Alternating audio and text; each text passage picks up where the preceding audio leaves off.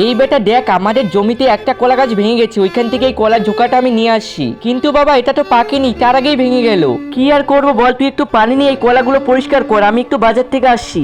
আমি কুয়ো থেকে পানি এনে কত সময় ভরে ধুবো, একটা কাজ করে কুয়োর মধ্যে এটা ধুয়ে নেই। তাড়াতাড়ি করে এই কলাগুলো আমি কুয়োর মধ্যে নিয়ে যাই, তারপর এটা ভালোভাবে ধুবো, তাহলে বাবা অনেক খুশি হবে। আর এটা কি হলো, আমার কলাগুলো তো সব কুয়োর মধ্যে পড়ে গেল।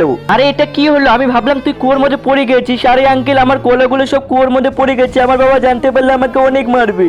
এই আমি কিছু করতে পারবো না, যা ভাগ, এখন আমি কি করব? এই বাবু তোর কি হয়েছে, তুই এত মন খারাপ করে এই কুয়োর পাশে দাঁড়িয়ে আছিস কেন? আরে আঙ্কেল, এই কুয়োর মধ্যে আমার সব কলাগুলো পড়ে গেছে, এখন আমার বাবা আমাকে অনেক মারবে। এই বাবু তুই চিন্তা করিস না, আমি আছি, আমি কিছু একটা করছি, দাঁড়া। আরে আঙ্কেল, এটা কিভাবে হলো? এই কলাগুলো তো চলে এলো, অনেক সুন্দর পরিষ্কার হয়ে গেল। এই নে বাবু, এই কলাগুলো নে, এখন তোর বাবা আর তোকে ধাওয়া দিবে না। এই বাবু, কলাগুলো সব ধুয়ে নিয়েছিস? হ্যাঁ বাবা ধুয়েছি। এই দেখো ম্যাডাম জি, এইটাই হলো তাজা তাজা কলা। আন্টি এই কলাগুলো নিয়ে নাও, এর মধ্যে আর তাজা তাজা কলা কোথাও পাবা না। ঠিক আছে ভাই সাহেব, এই নাও তোমার টাকা, আর এই কলাগুলো আমার বাড়িতে পৌঁছিয়ে দাও।